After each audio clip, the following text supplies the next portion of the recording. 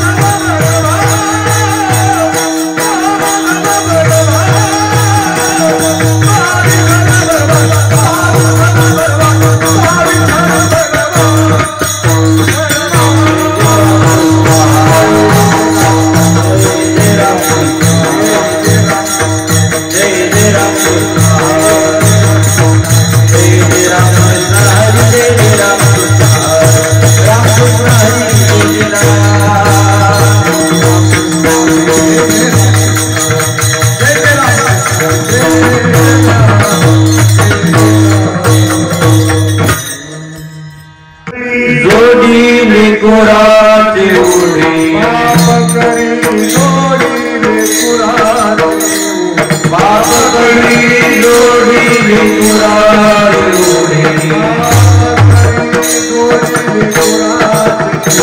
आपले गुरवंते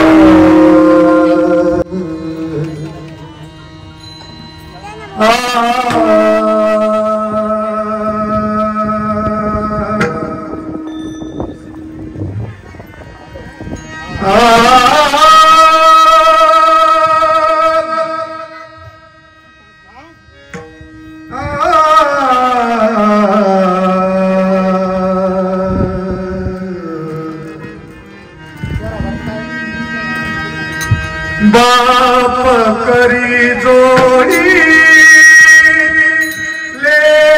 लेकुराचे ओढी बाप करी जोडी लेकुराचे ओढी बाप करी जोडी लेकुरा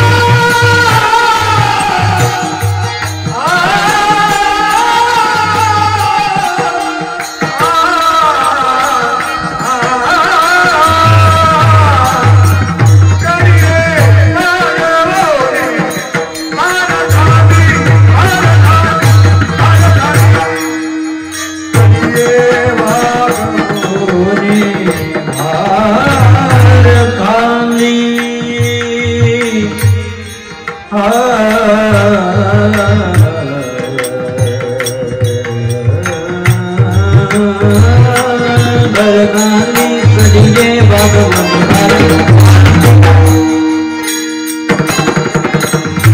कडिये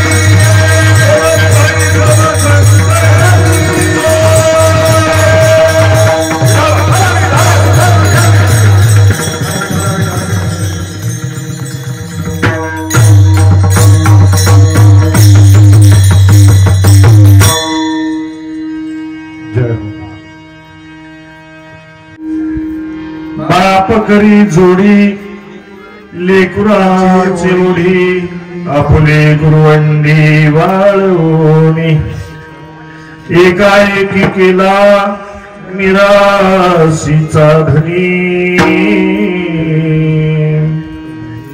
कडिये वागवणी भार खाली पंढरीच्या देवरा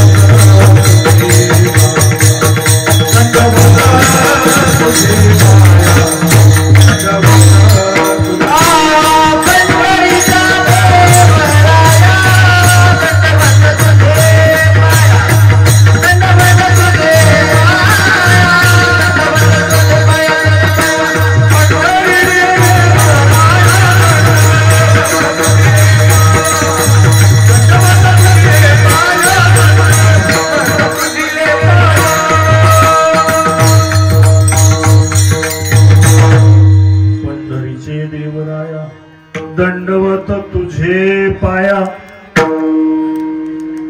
प्रथम नमन करू गणनाथा उमाशंकराची सुता चरणावर ठेवून माथा साष्टांग ही करी दंडवत दुजी वंदू शारदा जी चतुराननाची आत्मजा वाकसिद्धी भावे सुहजा तुझ्या चरणावजी दंडवत आता वंदू देव ब्रह्मण जयांचे पुण्य पावन प्रसन्न होते श्रुती जन दयान मन माझे दंडवत आता वंदू रंग भूमिका कीर्तनी उभे होते लोका काळ मृदुंग श्रोते देखा दया दंडवत ऐसे नमन करून सकला हरी कथा बोले बोबडिया बोला अज्ञानी बोले या बाळा चालवी सकळा नामा मने विठला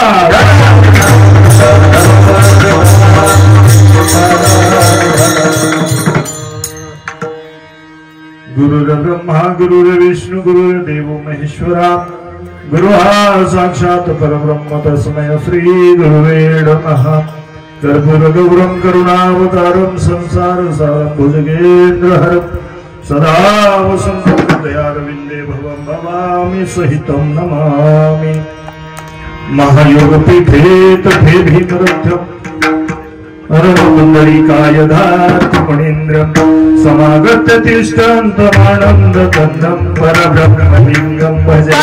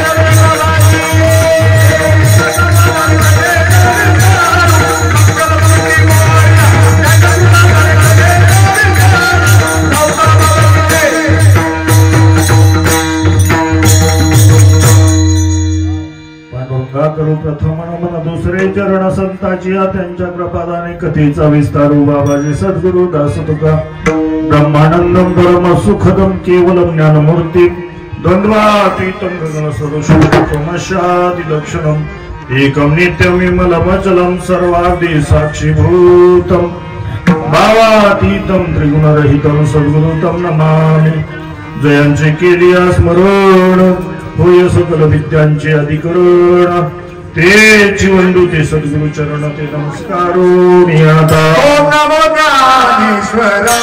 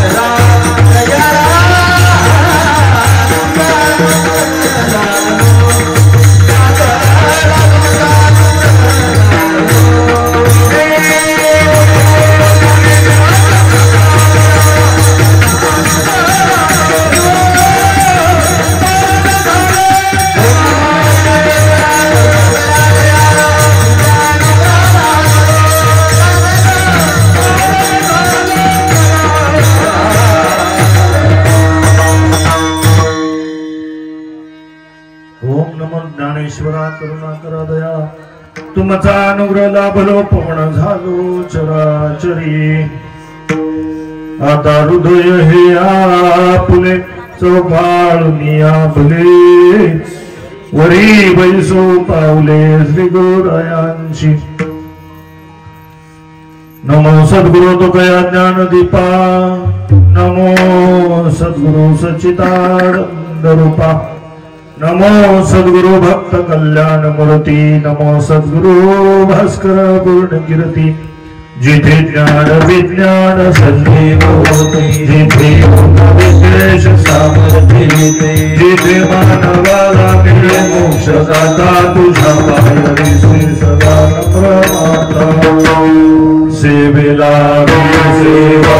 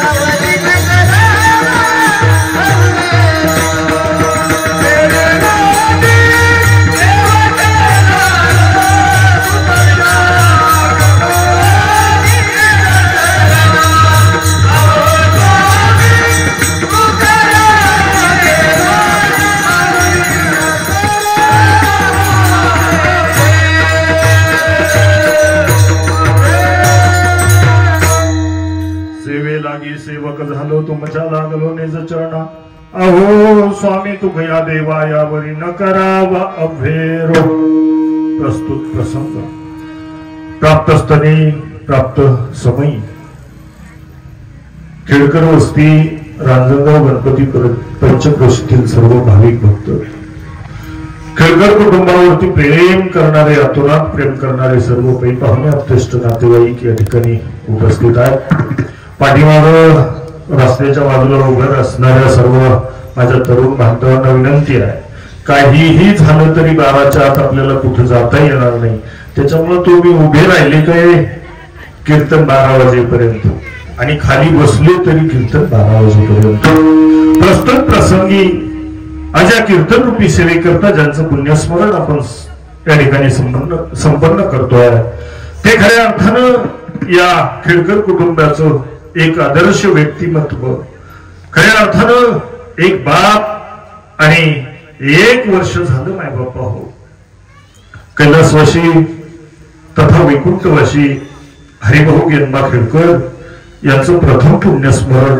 खऱ्या अर्थानं संपन्न होत असताना आपण सर्वजण उपस्थित झालो कार्यक्रमाचं औचित्य आणि नैमित्य साधल्यानंतर या ठिकाणी कार्यक्रम सुरू करण्यापूर्वी कीर्तन सुरू होण्यापूर्वी परिहार देणं खऱ्या अर्थानं कीर्तनकाराचं वक्त्याचं कर्तव्य आहे आणि म्हणून या ठिकाणी उपस्थित असणाऱ्या प्रत्येक माझ्या उपस्थित भाविकांचं ज्यांनी खऱ्या अर्थानं या खेळकर कुटुंबावरती प्रेम केलं वर्षभर या दुःखाची जाणीव होऊ न देण्याचं काम ज्यांनी केलं त्या सर्व आणि नातेवाईकांचं अंतःकरणापासून ऋण व्यक्त करतो उपस्थित आज कार्यक्रमासाठी उपस्थित असणाऱ्या सर्व पै पाहुणे अत्यष्ट नातेवाईक परमार्थ प्रेमी टाळकरी माळकरी गावकरी वारकरी सर्वांचा अंतःकरणापासून आभार व्यक्त करत असताना ऋण व्यक्त करत असताना या कीर्तन रूपी सेवेकडे परावृत्त होत असताना या ठिकाणी कीर्तनाला साथ करणारे ज्यांचं उत्कृष्ट असं साऊंड सिस्टम आहे ते जाधव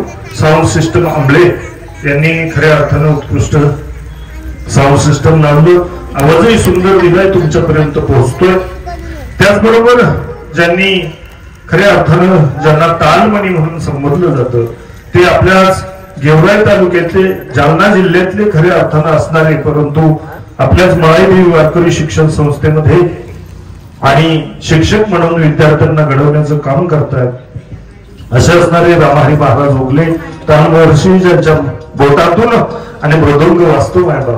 मगाशी तुझ्या वेळेस चक्रधार वाजवत होती, त्या चक्राला धार होती. चक्रधार वाजवत असताना सगळ्यांना वाटलं महाराज टाइमपास करतायत. अजिबात नाही. ऐका, गोड असा मृदुंग ज्यांनी वाजवला ते रामहरी महाराज उगले. परत एकदा त्यांच्यासाठी सर्वांनी जोरदार टाळ्या वाजवा. तर मला शेवटपर्यंत सांभाळण्याची जबाबदारी त्यांच्याकडे आहे. त्याचबरोबर मला स्वरात आणण्याचं काम खऱ्या अर्थानं करतात आपल्या शिरूर तालुक्याचे भजन सम्राट आदरणीय हरिभक्तपरायण विठ्ठलदाजी गुलाबराव तिरखुंडे. आभार. खऱ्या अर्थानं या ठिकाणी गायनाला साथ करतायत ते उत्कृष्ट गायनाचार्य भागवतकार, खऱ्या अर्थानं उत्कृष्ट कीर्तनकार असणारे भागवत महाराज रिंगणे यांनी गोड असे सुरुवातीची पंचपदी गायली आणि चालीला सुद्धा उत्कृष्ट साथ खऱ्या अर्थानं त्यांनी केलेली आहे. त्यांच्यासाठी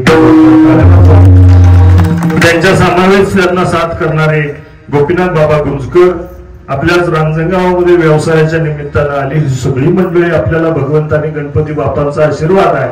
सगळे मंडळी एकत्र आणून खऱ्या अर्थानं परमार्थाला जुळवा देण्याचा प्रयत्न केला. कारण आम्ही मात्र गुंठा मंत्री झाल्यापासून देवाकडे लक्ष द्यायला कमी केलंय आणि म्हणून देवानं ही सगळी संगत घालून दिली आणि म्हणून ही मंडळी आहेत. त्याचबरोबर गावातले टाळकरी मंडळी आहेत, संस्थेचे विद्यार्थी आहेत. त्याचप्रमाणे या ठिकाणी आदरणीय हरिभक्तपरायण जावळे बाबा ते स्वतः टाळ घेऊन उपस्थित आहेत. त्याचबरोबर खेडकर बाबा खऱ्या अर्थानं प्रत्येक वेळेस आमची तोंड ओळख आहे. गणपती मंदिरात कुठलाही कार्यक्रम असू द्या आमची भेट होते. परंतु खेडकर बाबांनी सुद्धा या ठिकाणी टाळ घेऊन मला सांगितलं, महाराज बरोबर 12 वाजता संपलं पाहिजे कारण ऊन भयान आहे.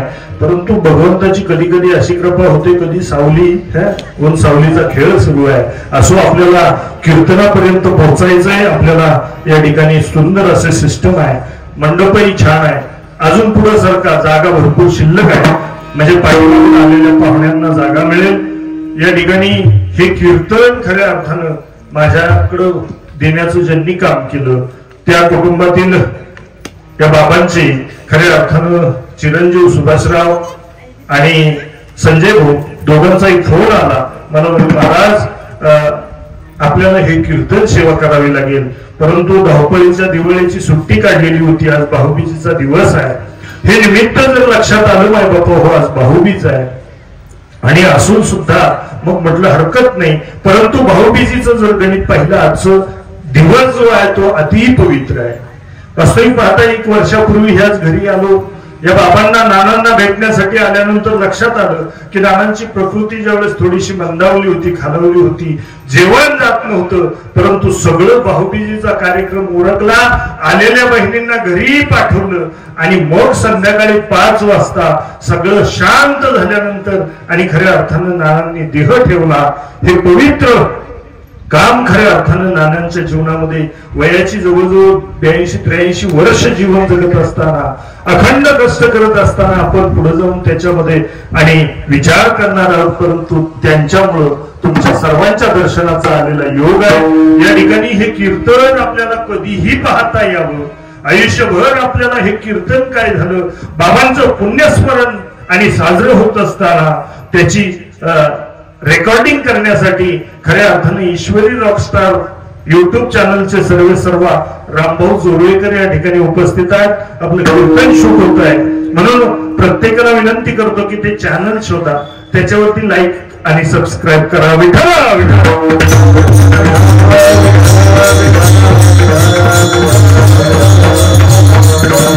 वास्तविक पाहता बाबांचं जीवन जर पाहिलं दुःखांकित असणाऱ्या या कुटुंबातला परिवार आहे, खूप मोठा परिवार आहे. आपण बॅनरवरती पाहिलं खूप मोठा परिवार या ठिकाणी आहे. बाबांच्या पाठीमागे जर बारकाईनं पाहिलं तर गेल्यानंतर या ठिकाणी त्यांच्या गंगा भागीरथी वत्सलाबाई विष्णू रासकर ह्या भगिनी आहेत. त्याचप्रमाणे आज भाऊबीजेचा सण आहे, ह्या भगिनी आहेत. त्यांच्या अंतःकरणाला दुःख आहे. गंगा भागीरथी यमुनाबाई हरिभाऊ खेडकर या पत्नी आहेत. अनेक दिवसापासून खऱ्या अर्थानं बेडवरती खऱ्या अर्थानं असणाऱ्या पत्नी. त्याचबरोबर आदरणीय गंगा भागीरथी गोदाबाई खंडू खेडकर भाऊजई आहे. 2 मुलं आहेत, संजय आणि सुभाष दोघही मुलं खऱ्या अर्थानं ज्यावेळेस नाना आणि शेवटचा क्षण मोजत होते, ज्या वेळेस आजारी पडावं त्यावेळेस या दोघांनी खऱ्या अर्थानं खूप सेवा केली. त्याचबरोबर त्यांच्या कुटुंबामध्ये अनेक पुतणे आहेत, नातू आहेत, नातवंड सुना पंतू, उज्ज्वला आणि अलका दोघी सुना आहेत. त्याचबरोबर छबूबाई राजाराम भुजबळ, सुगंधा भीमाजी राऊत आणि लताबाई राजेंद्र रासकर या मुली आहेत, त्यांचे जावई आहेत. आणि असा खूप मोठा असा परिवार, नातवंड पंतू सुद्धा आहे. या ठिकाणी नातू जर पाहिलं तर अक्षय संजय खेळकर, प्रथमेश सुभाष खेळकर हे नातू आहेत. आणि एक नात खऱ्या अर्थानं आपण जर पाहिलं तर शिनमकर कुटुंबामध्ये दिलेली श्रद्धा आहे. त्याचप्रमाणे श्रावणी अक्षय खेळकर ही नातसून आहे.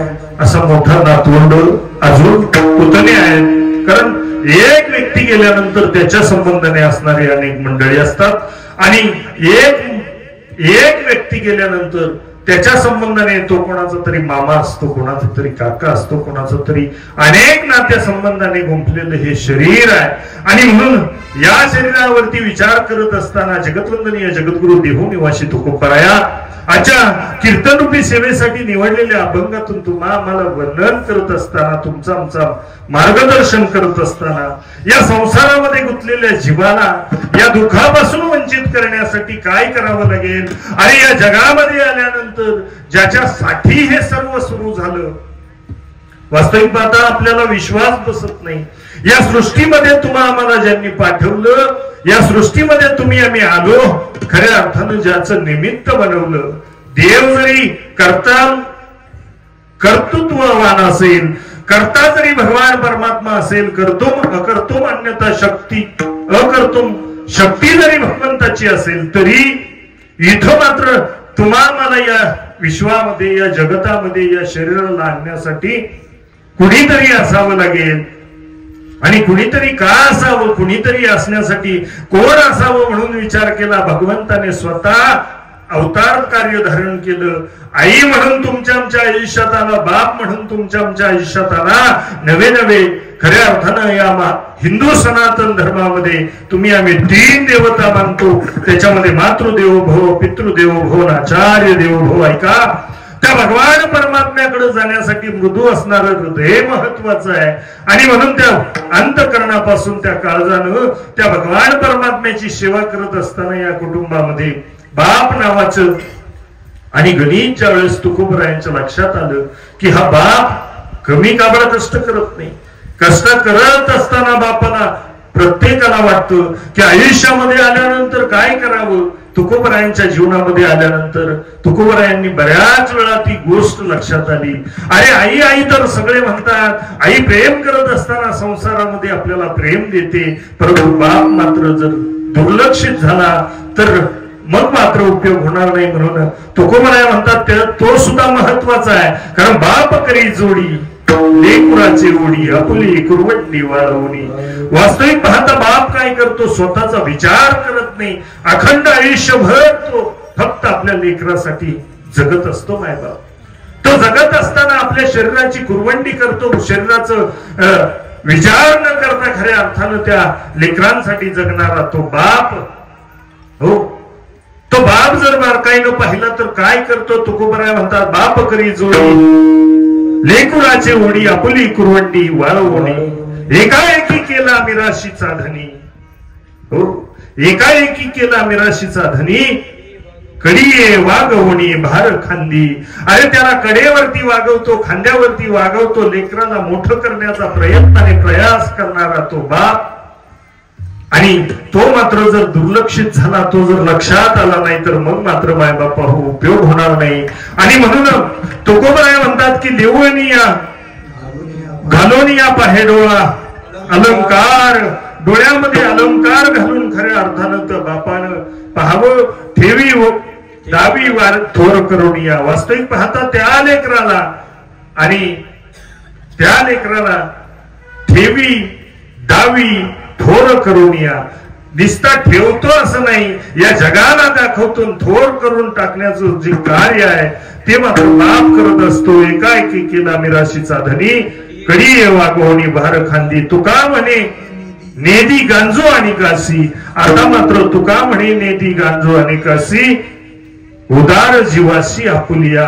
तो बाप आपल्या लेकराला काय करतो याचं वर्णन करत असताना तुकोबराया म्हणतात की तो बाप आपल्याला एकाएकी खऱ्या अर्थानं मिराशीचा धनी करत असतो. आणि म्हणून त्याच्याकडे लक्ष देत असताना, बाप ह्या गोष्टीवरती चिंतन करत असताना बारकाईनं माय बाप्पा हो तुम्ही सतर्कतेनं 1 तासाचा काळ आपल्या हातामध्ये आहे, तेवढ्या वेळामध्ये आपण चिंतन करणार आहोत.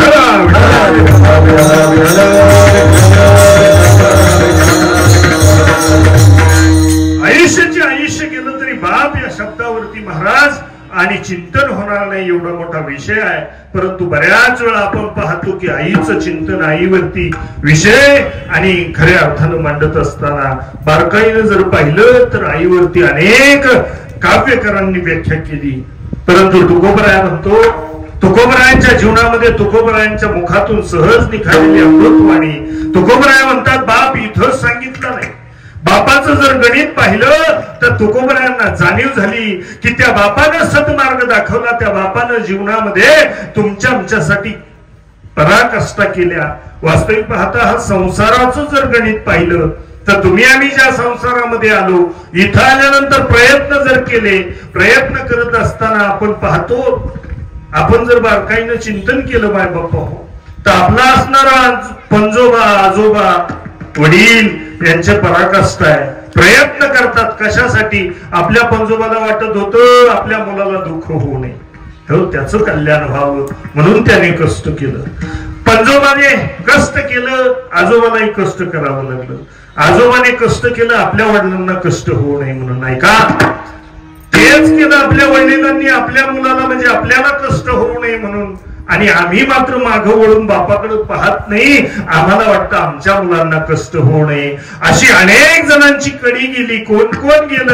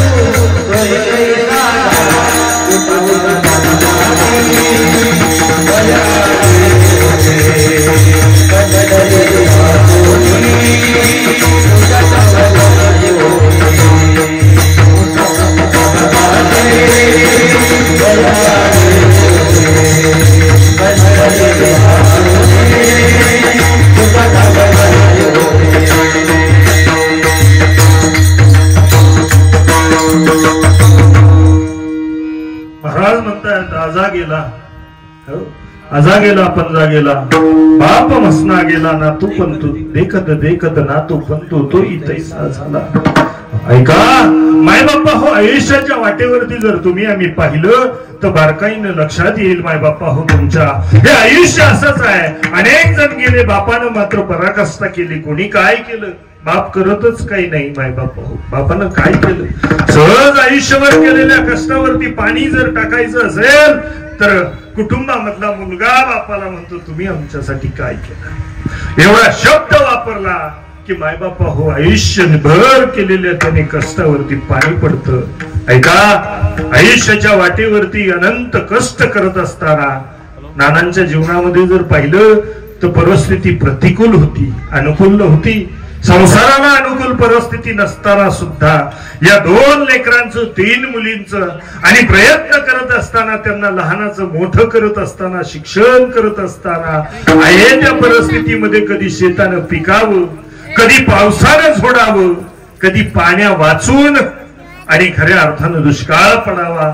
अशा परिस्थितीमध्ये सुद्धा या लेकरांचं हित करत असताना जगण्याचा प्रयत्न आणि प्रयास केला.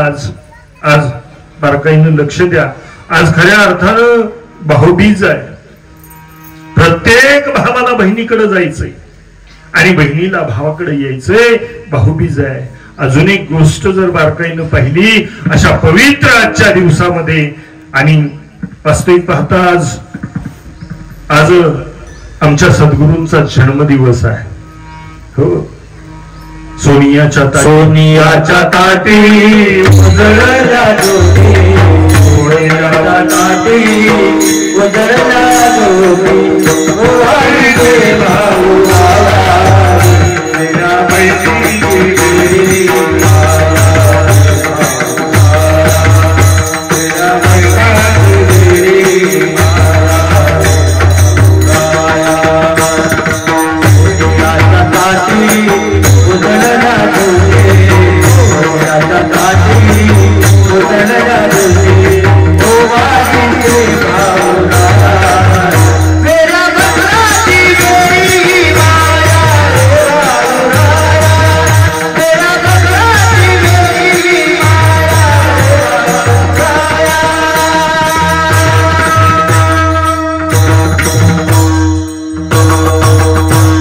सद्गुरुनाथ भगवान ऐका माय बाप्पा. आजच्या पवित्र दिवसामध्ये खऱ्या अर्थानं या वडिलांचं नानांचं आजचं पुण्यस्मरण आहे. आपण सर्वजण पुण्यस्मरणाच्या निमित्तानं एकत्र आलो. पुण्यस्मरण करावं कशासाठी याचा जर विचार केला, कारण अनेक जणांना प्रश्न आहे. मी आल्या म्हटलं, हो मी आल्या आणि खऱ्या अर्थानं सुभाषरावांना बाजूला घेतलं. म्हणजे एवढा सगळा कुटाणा करायची काय गरज असते महाराज? काय गरज आहे? झालं गेलं. म्हणले नाही महाराज, हिंदू पवित्र धर्म आहे. सनातन धर्मामध्ये थोडं इकडं सरकून घ्या. हा, ऊन लागू नये बस. तुम्ही पुढं सरका, पाठीमागून आणणाऱ्यांना जागा मिळेल. आणि फक्त एक तास डिस्टर्ब करू नका. आता कसं आहे माहिती का, अधिक परिचयामध्ये अवज्ञा ठरलेली आहे. जवळचा महाराज असलं की त्याचं काय मोल कळत नाही. आमच्या इकडे बाहेरचा महाराज बोलवला, त्याने सांगितलं 45,000 रुपये घेईल. एक तासाचं सोडा, 45 मिनिटाचं 45,000 घेतले. आणि मग लोकांना जर बरं वाटलं, चांगलं जर बाहेरून बोलवलं म्हणजे चांगलं जॅकेट घातल्याशिवाय पाकिटही टाईट होत नाही. कोट घातलं नाही तर नोट मिळत नाही, असा अनेक जणांचा भ्रम आहे. परंतु भगवंताची भक्ती करायची असली, त्या भगवान परमात्म्यावरती प्रेम करत असताना तो कर्तुम अन्यथा कर्तुम असणारा भगवान परमात्मा प्रेम करतो. चला, भगवान परमात्म्यावरती प्रेम करा. फक्त एवढी गोष्ट सांगायला हे सगळं कीर्तन आहे. बस ऐका काय सांगत होतो मी. असं कीर्तन केलं, असं सांगितलं की आनंद. त्या जीवनामध्ये जर बारकाईनं लक्षात घेतलं मायबापा हो, तर तो भगवान परमात्मा वास्तविक पाहता त्या बापानं काय केलं. नानांचं पुण्यस्मरण साजरं होतंय. पुण्यस्मरण किम निमित्ताने का करावं याचं जर गणित पाहिलं तर वास्तविक पाहता जन्माला आल्यापासून मरेपर्यंत, मरणोपचार, मरणाच्या उपरांत 16 संस्कार खऱ्या अर्थाने या जीवाला केले जातात. त्याच्यामध्ये अगदी जन्माला येण्या अगोदर संस्कार सुरू होतात. आपल्याला महत्वाचे संस्कार माहिती आहेत. त्याच्यामध्ये पिंडदान विधी, जन्म, नामदान आणि तो सोहळा आहे. 2 सोहळे, जन्म मृत्यूची या सोहळीया. जन्म मृत्यूचा आणि लग्नाचा सोहळा झाला की खऱ्या अर्थानं हे करत असताना मृत्यूपर्यंत आलो. जोपर्यंत मृत्यू झाला, मृत्यू झाल्यानंतर पिंडदान विधी 10व्या दिवशी 10वा, 13व्या दिवशी 13वा केला. 13 दिवसानंतर 14व्या दिवशी कुंभ श्राद्ध झालं आणि तिथून पुढे मात्र मासिक श्राद्ध सुरू झालं. महिन्याला पित्र जेवायला घाला, एक पित्र का व्हायला जेवायला घाला. ही परंपरा ही आपल्याला घालून दिलेली हिंदू सनातन धर्माने संस्कृती, तिचा वसा आणि वारसा जपत असताना त्या पद्धतीने वर्ष पूर्ण झालं, श्राद्धानं पूर्णत्व आहे. या श्राद्धाच्या दिवशी, आजच्या दिवशी आणि भगवान परमात्म्याच्या दरबारामध्ये, यमराजाच्या दरबारामध्ये गेलेला जीवात्मा त्या ठिकाणी गेल्यानंतर चंद्रगुप्त आणि त्यांच्या समोर ज्यावेळेस आणि हिशोब त्या ठिकाणी होणार आहे. आज 12 वाजता हिशोब होतो. त्या हिशोबामध्ये खऱ्या अर्थानं जर पाप पुण्याचा लेखाजोखा पाहिला तर मग मात्र तिथं झालेलं गणित आपल्या लक्षात येईल की आज मात्र इथून पुढचा प्रवास सुरू होणार आहे. याच्यामध्ये कशासाठी केलं, कुणी केलं, अनेक जणांनी केलेलं आहे. पांडवांच्या काळामध्ये केलेलं पुण्यस्मरण आहे, त्यावेळेस केलेलं दान पुण्य आहे. अजून जर बारकाईनं पाहिलं तुकोबरायांनी केलं, नामदेवरायांनी केलं, अनेक मंडळींनी खऱ्या अर्थाने हे पुण्यस्मरण केलं. ते फक्त कीर्तनकारासाठी नाही. पूर्वीच्या काळात आपल्या गावाकडं कीर्तन कमी होत होते. त्याचं कारण असं होतं, मुळातच ज्ञानी लोक होती, लोकांना सांगायची गरज पडत नव्हती. अलीकडच्या काळामध्ये युट्यूब, इन्स्टा, टीव्ही, नेटवर्क एवढे चॅनल झाले की लोक मात्र कशात गुंतले समजलंच नाही. आणि त्यांना मात्र देवाकडे जावं, देहाचा विचार करावा आणि मी कोण आहे याचा विचार मात्र करणं विसरून गेले. म्हणूनच अज्ञानी लोकांना वारंवार समजून सांगण्यासाठी कीर्तन ही प्रक्रिया साधू संतांनी अवलंबली. नवे अशा वेळेस दुःखाच्या प्रसंगी ज्या वेळेस सांगितलं जाईल त्याच्यावरती परिणाम मात्र वेगळा होईल. ही भूमिका अंतःकरणामध्ये आहे. ऐका, आमचं अंतःकरण शुद्ध नाही, आमचं मन शुद्ध नाही, आम्ही मात्र नको त्या दिशेने चाललो. त्याचं कारण दृष्टांत जर ऐकायचं असेल तर मायबापा, कारण काय झाले अलीकडच्या जमान्यामध्ये कीर्तनकारांना हसवलं नाही की लोक म्हणतात कशाला बोलवलं होतं, त्याला येतच नाही. आमचा एक ज्येष्ठ कीर्तनकार बाबा म्हटले की फक्त आता महाराजांना साडी घालून नाचायचं राहिले म्हणजे जगाला बरं वाटतं. कारण कीर्तनाची जी परिभाषा आहे, कीर्तनाचं जे लिमिट आहे, साधू संतांनी सांगितलेली परिभाषा वेगळी आहे. कीर्तन कशासाठी आहे? भक्ती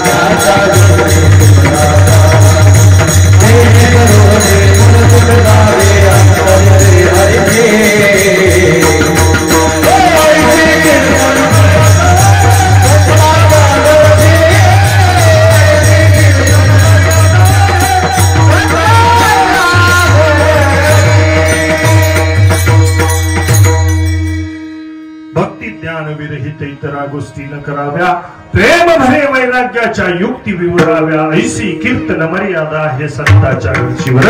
ऐका, जेणे करुणी मूर्ती ठसावी अंतरी श्रीहरीची, ऐसी कीर्तन मर्यादा हे संतांच्या घरची. त्या संतांच्या घरच्या कीर्तन मर्यादेत राहून आपण कीर्तनाचा विचार करतोय. जगतवंदनीय जगद्गुरु देहू निवासी खऱ्या अर्थानं ज्यांनी पंचवेद निर्माण केला, त्यांच्या मुखारविंदातून निघालेलं बाप या शब्दाचं कौतुक करत असताना, बाप या शब्दावरती काव्य करत असताना, त्यांनी बापावरती विषय मांडत असताना खऱ्या अर्थानं अभंग प्रतिपादित केला. ऐका माय बापा, सहजतेनं पहिली गोष्ट आपलं चित्त, आपलं अंतःकरण किती शुद्ध आहे याच्यावरती मी दृष्टांतापर्यंत आलतो. ऐका, सहजतेनं दृष्टांत सिद्धांत सांगत असताना आम्हाला हसायला खेळायला लागतो, त्याच्याशिवाय आनंद मिळत नाही. हसलं नाही फसलं काय सांगावं म्हणले महाराज, काय सांगावं, अलीकडे जमाना बदललाय. मलाही सांगतात म्हणलेले वेदांत सांगू नका, हो तुमचा वेदांत, तुमचं तत्वज्ञान तुमच्या जवळ राहू द्या, आम्हाला कुठेतरी हसायला मिळावं, ऐकायला मिळावं, आनंद घेता यावा. अरे मनोरंजनाची साधनं आयुष्यभर आपण केली.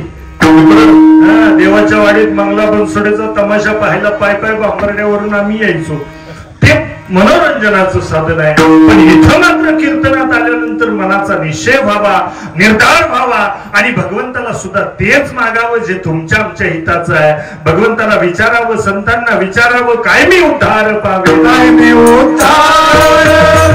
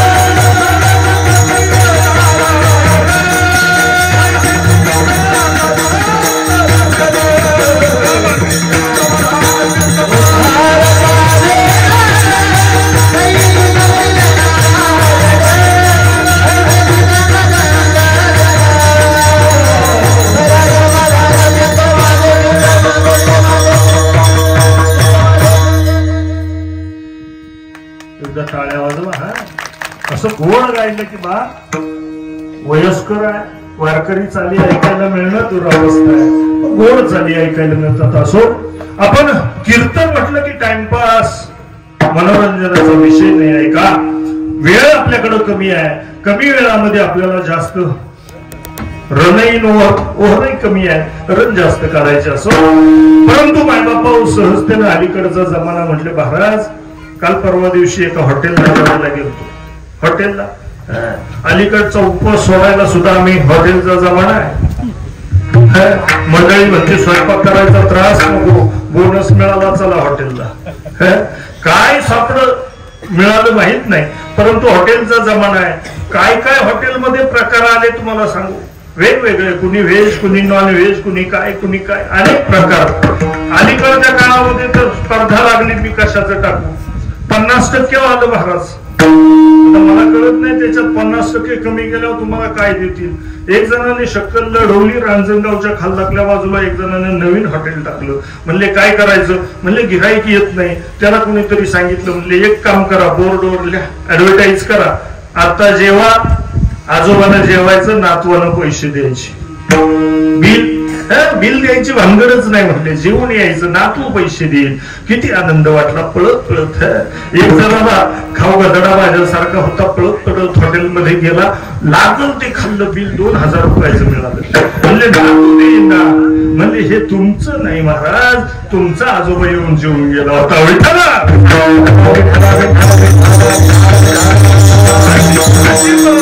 अशी परिस्थिती असताना सुद्धा अलीकडच्या काळामध्ये पैसा जास्त झाला, माणसं विचार करत नाही. माणसं विचार करत नाही. तिथं वेटर असणारा वेटर त्याला म्हणा कुणी जाऊ द्या, घरी बायको ऐकत नाही, पण तिथं गेल्या वेटरला दम दिल्याशिवाय राहत नाही. ऐका, 2 जण नवरा बायको हॉटेलला गेले. तिथे जेवायला गेल्यानंतर काय खावं ही भूमिका लक्षात आली. हे सांगायला आलो नाही मी. तुम्ही म्हणाल वर्षभर काय चाललंय काय, जरा जपून हे सांगायचंय मला. माझा दृष्टांत आहे सिद्धांत पटवण्यासाठी. बोनस झालेला होता, पैसा मिळालेला होता, गडी जरा दाबात होता. हिरोईन बरोबर असली की हिरोला दम निघत नाही. त्या वेटर एवढा दाब टाकला म्हणणं हरामखोर, ते दे ते दे ते दे. एक जण चहा प्यायला गेलं, त्याने चहात बशी कप दिला हातात की त्याला माशी दिसली. त्याला म्हणला इकडे माशी घेऊन ते कबशी उचल. म्हणले काय झालं. काय नाही म्हणे त्याच्यात माशी आहे. त्याने दुसरा कप आणला. परत त्याने पाहिलं माशी दिसली. म्हणला अरे दुसरा दे. म्हणला दुसराच आणलाय. बऱ्याच वेळानंतर चौथ्यांदा आणल्यावर वेटरने सांगितलं बाबा तुझ्या चष्म्यावर माशी बसली, माझ्या चहात माशी नाही. लक्ष देणं गरजेचं असतं. ऐका, नवरा बायको दोघं जेवायला बसले. जेवायला बसल्यानंतर वेटर आला. वेटरला ऑर्डर देताना सांगितलं, म्हणले पनीर टिक्का दे.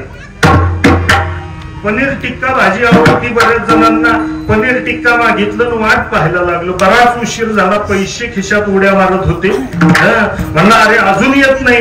त्या वेटरला जरा उलट पालट बोलला, टेबल पुस हे ते. वेटरचं दोघांची भांडणं झाली आणि मीच त्याच हॉटेलला बाजूच्या टेबलावरती बसून जेवत होतो. म्हणजे का भांडते कशासाठी. पण पनीर टिक्का सांगितलेलं वेटर आतमध्ये गेला. त्याला एवढा प्रचंड राग याचा आला. सणसुदीचे दिवस आहे म्हणे, मला प्रेमाने बोलायचं तर मी पण एक माणूस आहे म्हणून आत गेला. आणि येताना तो पनीर टिक्का हातात घेतला खेडकर महाराज आणि येता येता त्याच्यावर थुक्का केला. काय केला. पनीर टिक्क्याचा पनीर थुक्का झाला. याला आणून खाऊ घातला. भांडणं केली त्यांनी त्याच्या भाजीवरती थुकून चारली. अशी परिस्थिती येत असेल तर सावध. पैशानं सर्वस्व मिळणार नाही मायबापा. भगवंताची भक्ती करायची असेल तर काय करायचं.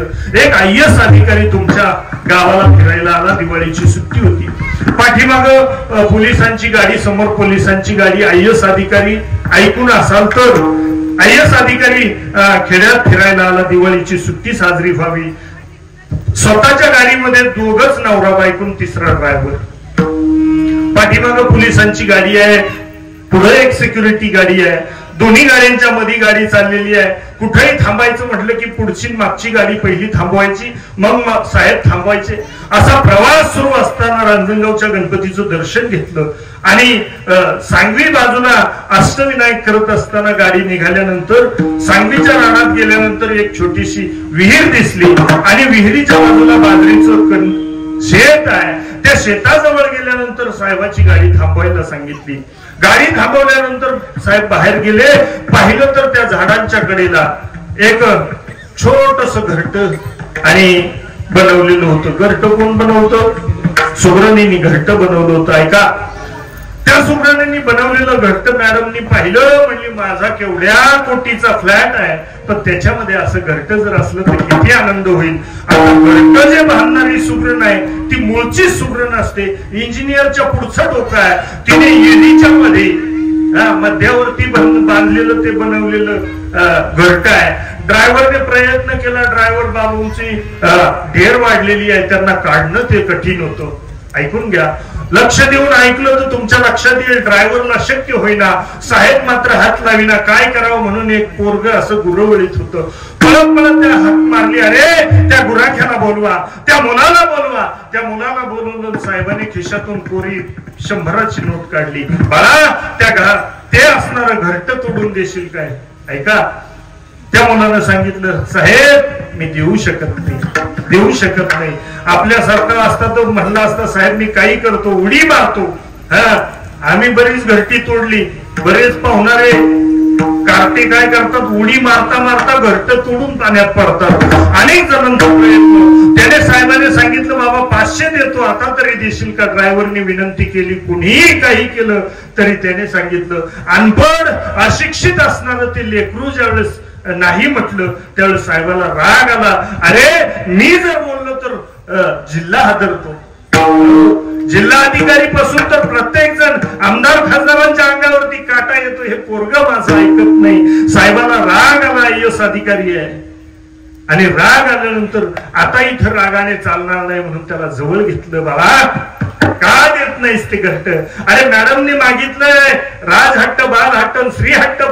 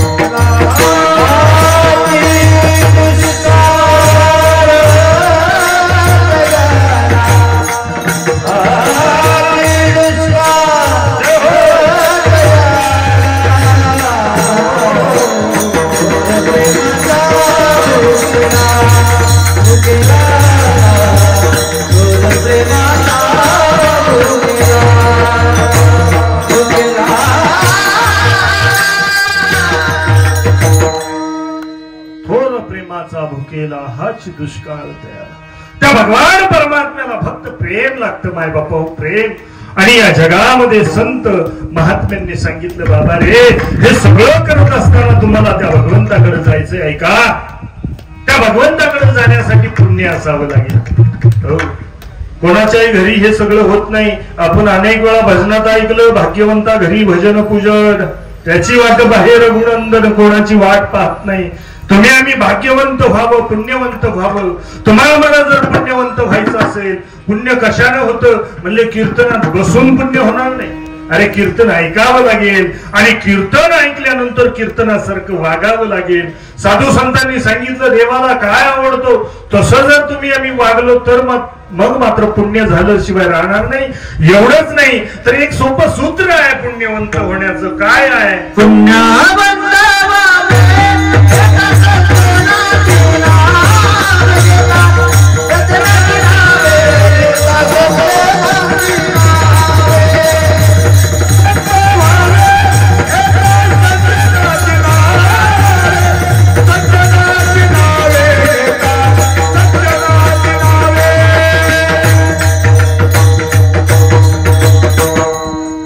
पुण्यवंत व्हावे घेता सज्जनांची नावे. असं भगवान परमात्म्याची कृपा सहजतेनं तुमच्या आमच्याकडे झाली. त्याच्यासाठी सज्जनांची नावं घ्यायची. त्याच्यासाठी सज्जनांची नावं घेतल्यानंतर आळंदी पंढरीची कार्तिकी, आषाढी कार्तिकी पंढरीची वारी, साधन निर्धारी अशा अनेक गोष्टी साधू संतांनी सांगण्याचा प्रयत्न केला. परंतु मायबापा हो, आज ज्या निमित्तानं तुम्ही आम्ही एकत्र आलो, ते बाप नावाचं खऱ्या अर्थानं या कुटुंबातलं पात्र हरवलं. मी भाऊंना विचारलं, म्हटलं एवढा मोठा आणि प्रयत्न करण्याची गरज काय होती त्यावेळेस. आणि त्या असणाऱ्या सुभाषरावांच्या डोळ्यामध्ये पाणी आलं.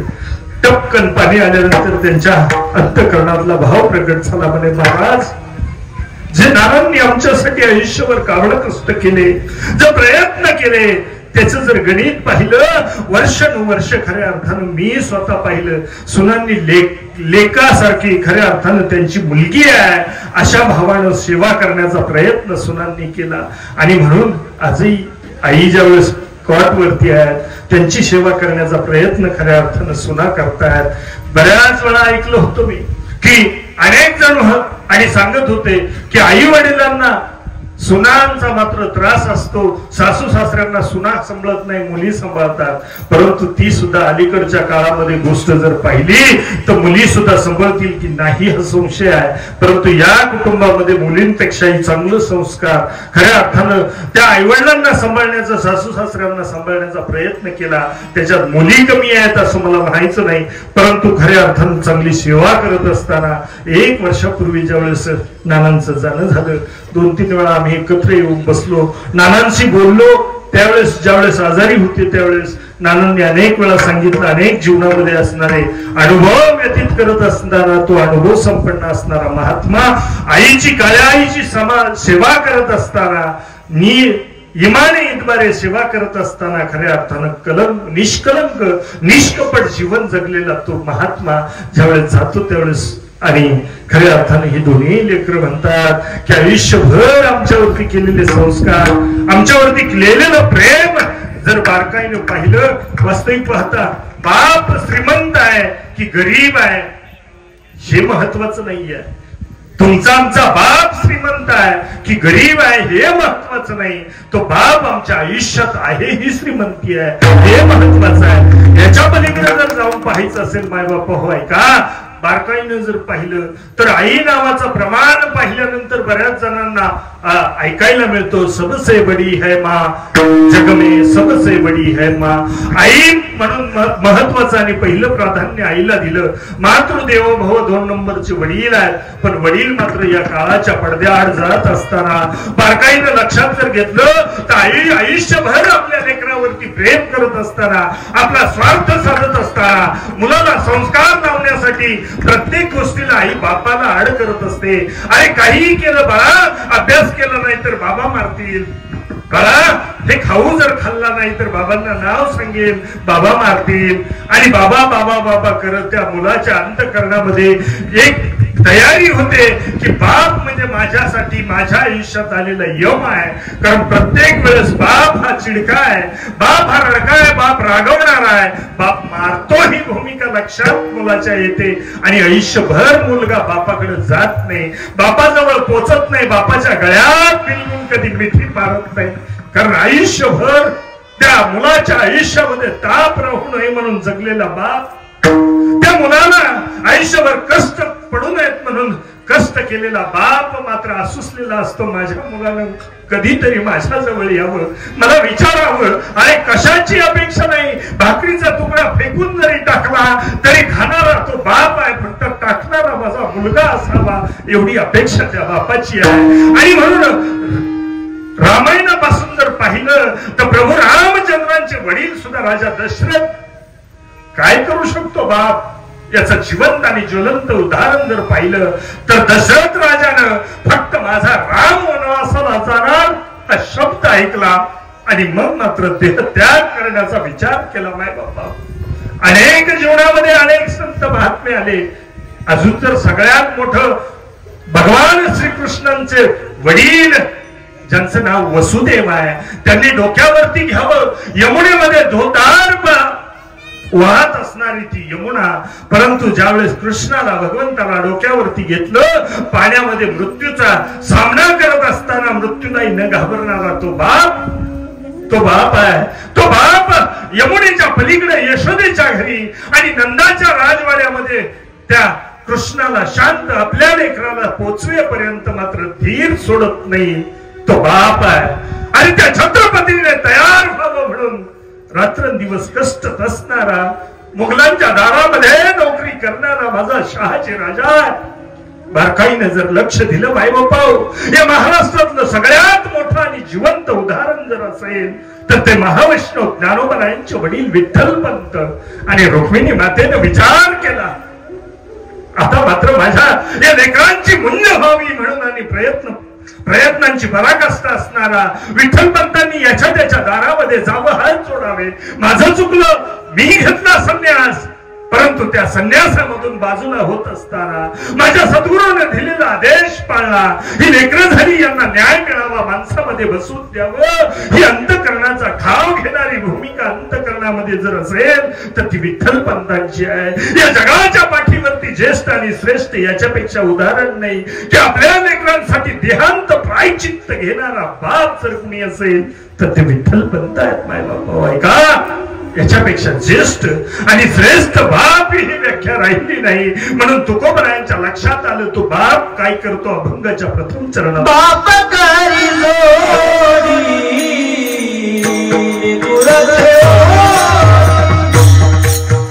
बाप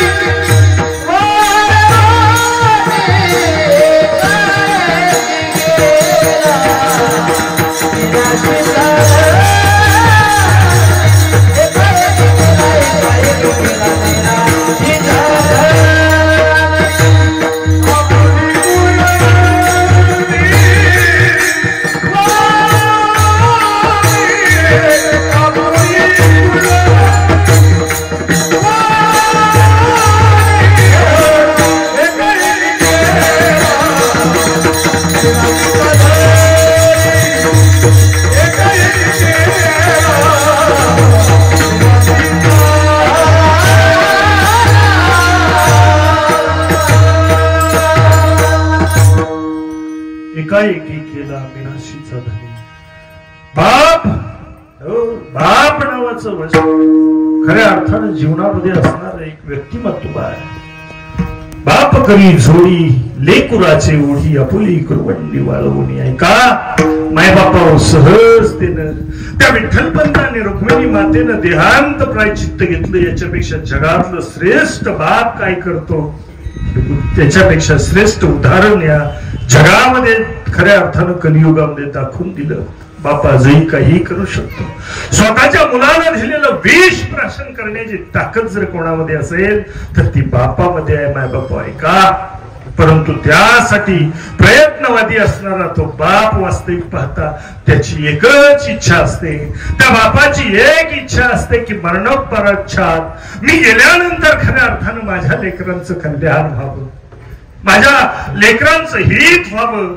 हिताच्या दृष्टीने विचार करणारा तुकोबराय म्हणतात, बाप जर कोणी असेल तर तो बाप खऱ्या अर्थानं बारकाईनं चिंतन करत असताना लक्षात येईल तुमच्या आमच्यावरती प्रेम करतो. माय बाप विठ्ठलपंत आणि रुक्मिणी माता देहांत प्रायचित्त घेतलं, परंतु आपल्या लेकरांकडं खऱ्या अर्थानं स्थूल सूक्ष्म कारण आणि महाकारण देहाचा त्याग केला, परंतु सूक्ष्मतेनं त्यांच्याकडे पाहत असताना एक दिवस ती लेकरं आळंदीमध्ये, त्या आळंदी नगरीमध्ये खऱ्या अर्थानं ती लेकरं लहान आहेत.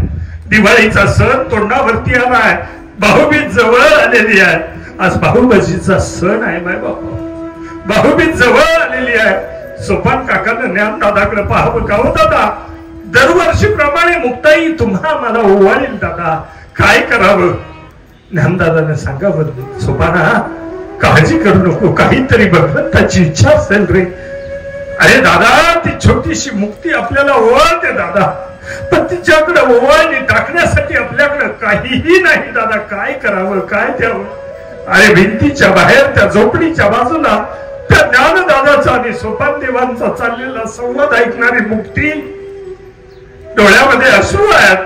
माझ्यावरती प्रेम करणारी ही माझी भावंड माझ्यावरती प्रेम करतात आणि माझ्या ओवाळणीसाठी काहीतरी टाकावं म्हणून प्रयत्नशील असणारी, पण आज त्यांना काही मिळत नाही. हा भाव तिच्या अंतःकरणामध्ये, डोळ्यामध्ये मुक्ताईच्या पाणी आहे.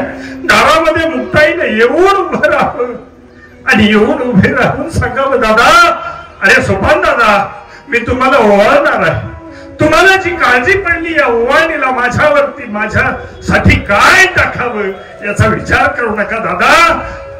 त्याचं उत्तर जर पाहिजे असेल तर मी सांगते दादा, माझ्या ओवाळणीला काय टाका.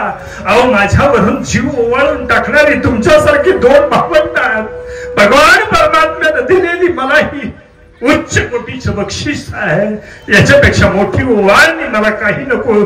छोट्याशा चिमुकलीने सांगावं, माय बापा, छोट्याशा चिमुकलीने सांगावं, तुमच्यासारखी जीव ओवाळून टाकणारी भावंड मला बस. पण आता मात्र परिस्थिती बदलली मायबापा. कर्माची गणित बदलत असताना त्या लेकरांनी एकमेकाच्या गळ्यामध्ये गळे घालावेत, आईवडिलांचं स्मरण करावं आणि धुसफुसून रडावं. ही भूमिका अंतःकरणाची आळंदीमध्ये घडलेला प्रसंग. आज भाऊबीज आहे, प्रत्येकाच्या अंतःकरणाला ओढ लागलेली आहे. त्या बापानं सगळ्यात जास्त प्रेम जर कोणावरती केलं असेल तर आपल्या लेकीवरती, मुलांवरती केलं नाही अशी भाव नाही.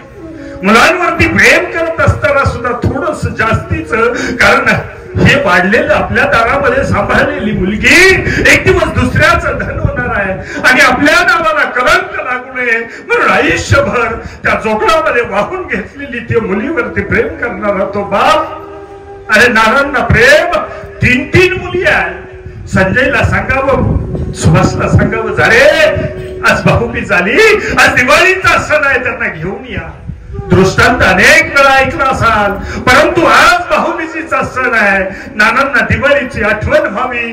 जुन्या काळची दिवाळी मात्र भिन्न होती. आता मात्र दिवाळीचं विशेष महत्व राहिलं नाही, कारण प्रत्येकाकडे पैसा आहे आणि कधीतरी दिवाळीला मिळणारी कापडं त्या बापाने घ्यावी. तुम्हाला आम्हाला कपडे देत असताना स्वतः मात्र फाटक्या बनियानामध्ये दिवस काढावे. धोत्राला गाठी बांधलेल्या तशाच आहे, परंतु लेकरांवरती प्रेम करणारा तो बाप धावायचा, पळायचा. मुलीचं बाळंतपण व्हावं, मुलीचा संसार सुखाचा व्हावा म्हणून प्रयत्नशील असणाऱ्या त्या बापानं काबाड कष्ट केले. कोणाच्या तरी दारामध्ये व्याजानं पैसे मागितले असतील, उसने पैसे मागितले असतील, पण तुमच्या सुखाचा विचार करणारा तो बाप, ऐका, तो बाप मात्र तुमच्या सुखासाठी झटणारा तो बाप. नानांनी सांगावं, कोणीतरी जा माझ्या लेकींना घेऊन या. लेकींना घेऊन आल्यानंतर दिवाळी आनंदात व्हावी. भाऊबीजीचा सण उरकला. उद्या मात्र नानांनी म्हणावं, थांब ना बाळा. मुली मात्र थांबत नाही, जावं लागते नाना, जावं लागते. आणि म्हणून निघालेल्या मुलींना नानांनी म्हणावं, अगं थांब.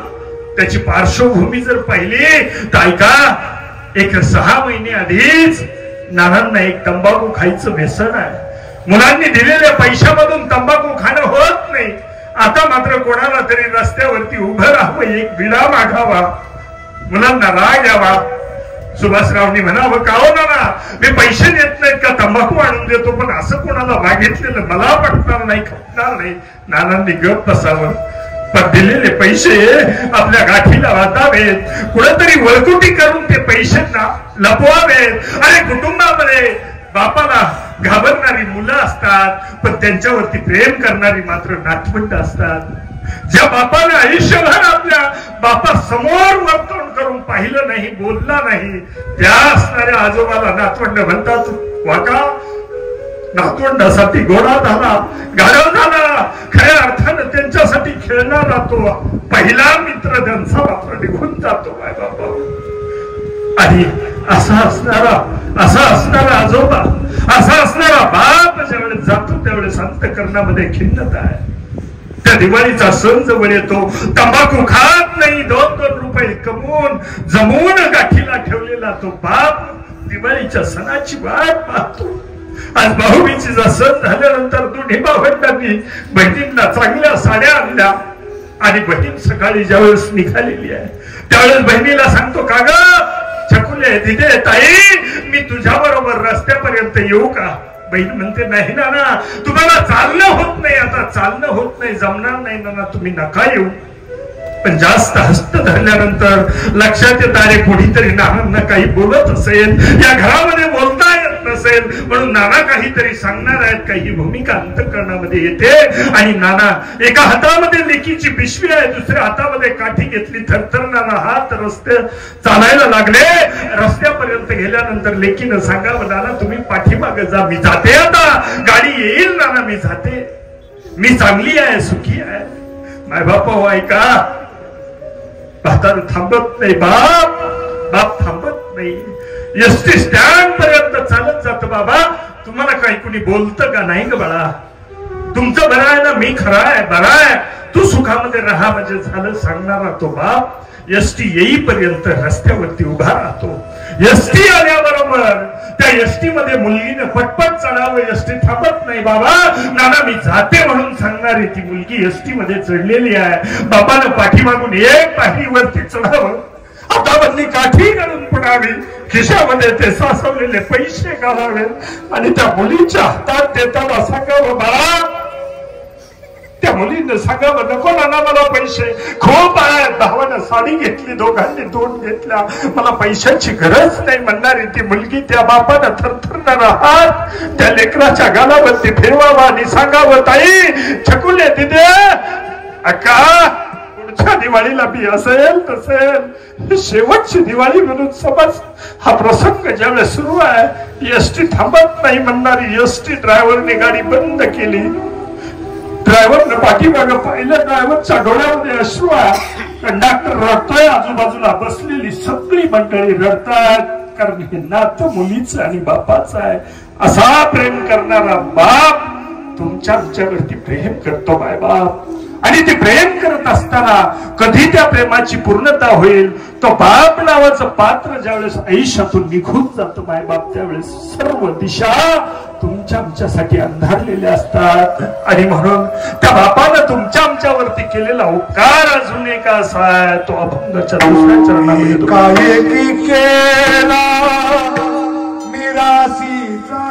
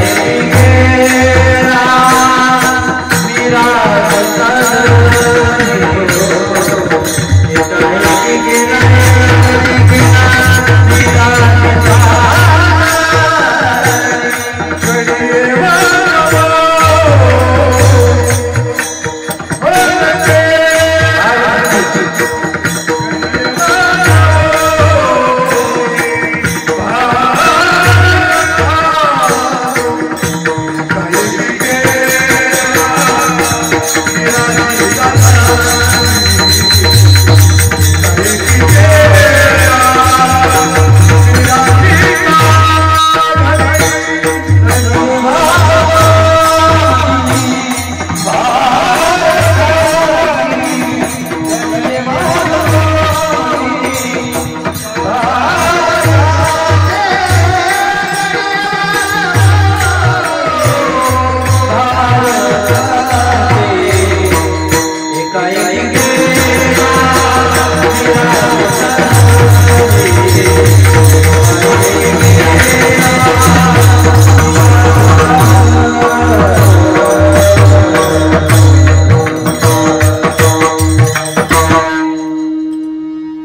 एकी केला मिराशीचा धनी कडिये वागवणी भार खांदे असा बाप नावाचं सर पुढे या ना बाप नावाचं पात्र तुमच्या आमच्या जीवनातून जातं ना माय बाप त्यावेळेस सर्व दिशाहीन झालेले असतात.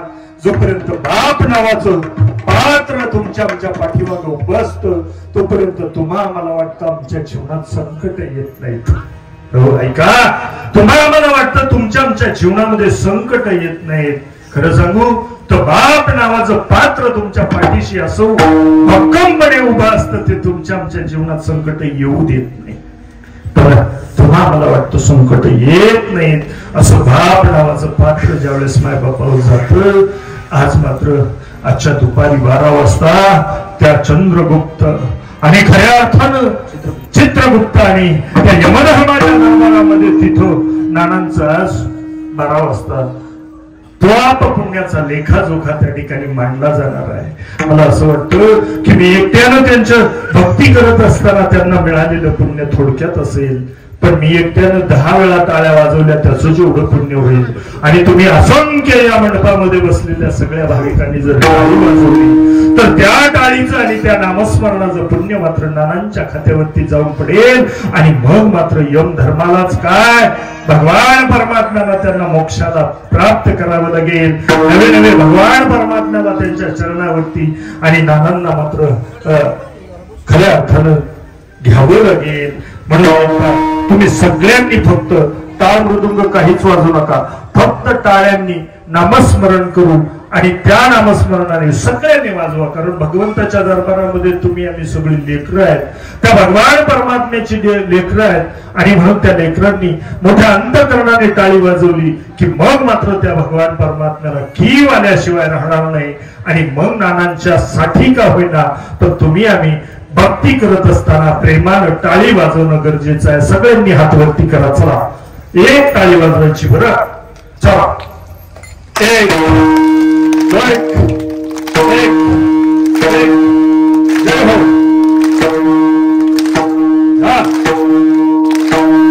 टाळी टाळी टाळी आवाज येत नाही का?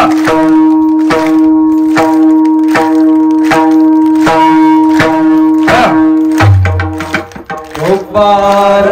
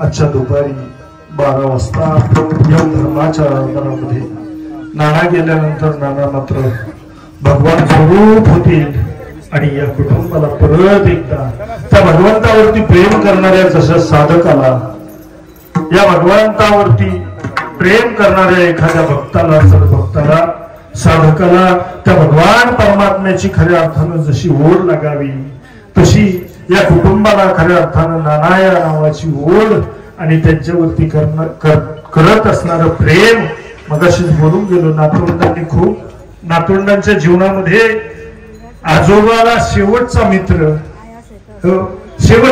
त्याचा नातू असतो आणि नातवाचा सगळ्यात सुरुवातीचा पहिला मित्र हा त्याचा आजोबा असतो. मायबाप म्हणून त्या आजोबावरती प्रेम करणारी ही लेकरं त्या आजोबासाठी नानांचं वर्षभर तो पडलेला रिकामा बिछाना पाहिला त्यांच्यावरती त्यांची असणारं दाट पाहिलं, त्या मुलींनी त्या नानांचं दोथर काकोड्यामध्ये बांधलेलं पाहिलं तरी डोळ्याला टिप लागावी, डोळ्यामध्ये अश्रू यावेत आणि अंतकरण कंठ दाटून यावा. त्या भेटीसाठी लागलेली ओढ भेटी लागे जीवा, बेटी लागी जीवा लागली से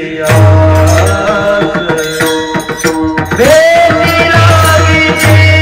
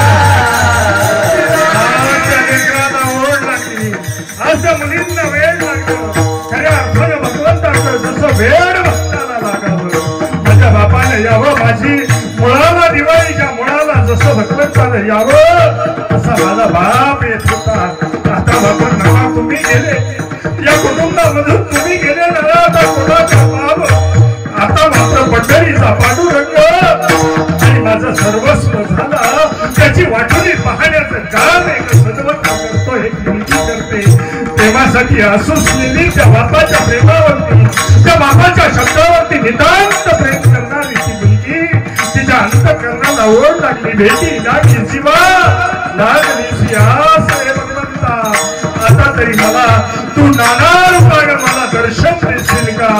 लागली सियास बेटी लागली जीवा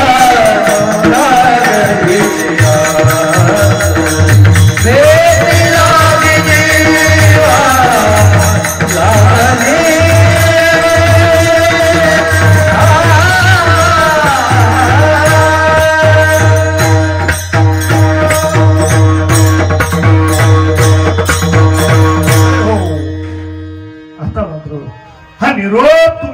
भगवंतापर्यंत पोहोचण्याचं माध्यम, पोहोचण्याचं साधन, पोहोचवण्याचं काम करणाऱ्या संतांशिवाय खऱ्या अर्थानं तुम्हा मला मार्ग नाही. त्या संतांचं एकदा भजन करू. ज्ञानेश्वर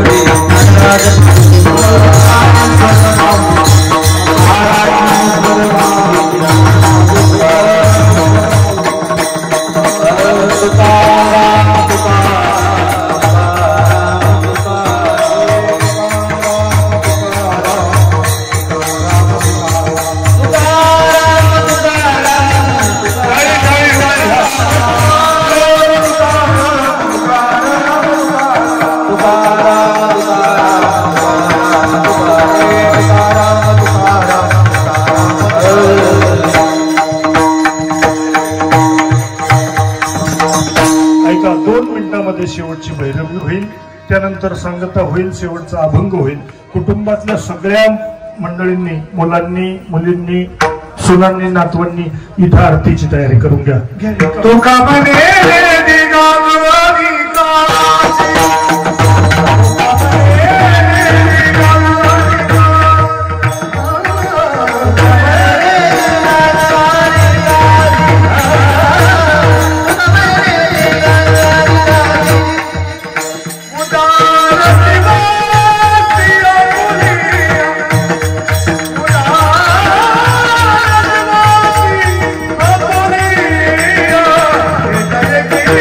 Yeah.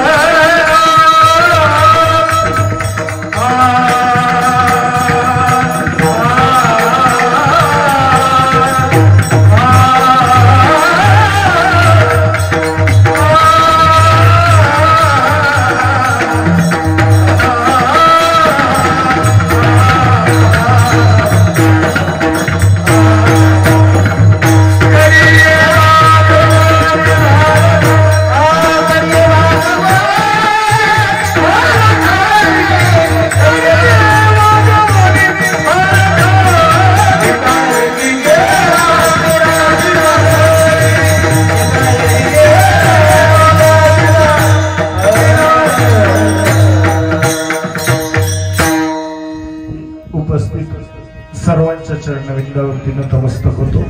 वास्तविक पाहता या ठिकाणी आदरणीय नागरगाववरून आमचे परम मित्र आदरणीय बाळासाहेब महाराज चौगुले खऱ्या अर्थानं उपस्थित झाले.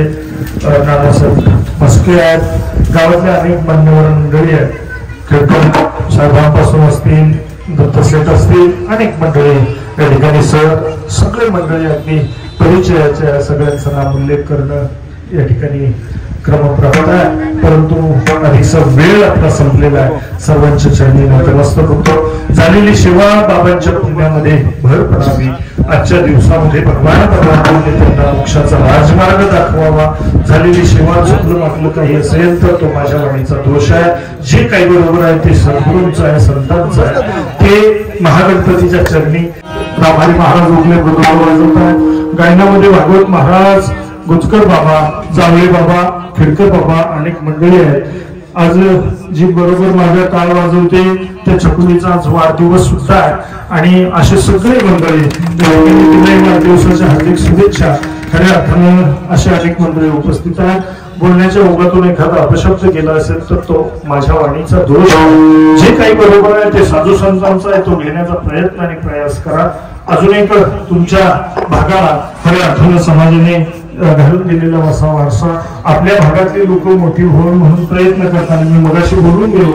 45,000 घेऊन 45 मिनिटं कीर्तन केलं. मिनिटाला 1000 रुपये देण्यापेक्षा सहभाग आणि आपल्या भागातील अनेक अभ्यासू कीर्तनकार या ठिकाणी आहेत आणि म्हणून त्यांचाही विचार आणि आदर करणं या ठिकाणी क्रमप्राप्त आहे. पुनश्च एकदा तुम्हा सर्वांची झालेली सेवा समर्पित करतो. महागणपती ग्रामदेवतेच्या चरणी झालेली सेवा समर्पित करतो. मनोवंचित सगळ्यांची इच्छा पूर्ण करू आणि बाबांना मात्र नानांना आजच्या दिवशी मोक्ष प्रदान करावा अशी विनंती करतो आणि या ठिकाणी सेवे संपन्न करून तुम्ही कृपा सुधावी वाढवे झाला अंतकारी विठोबा माझी पागला नाना पुस्तक विठ्ठल जय हरी बोले देवा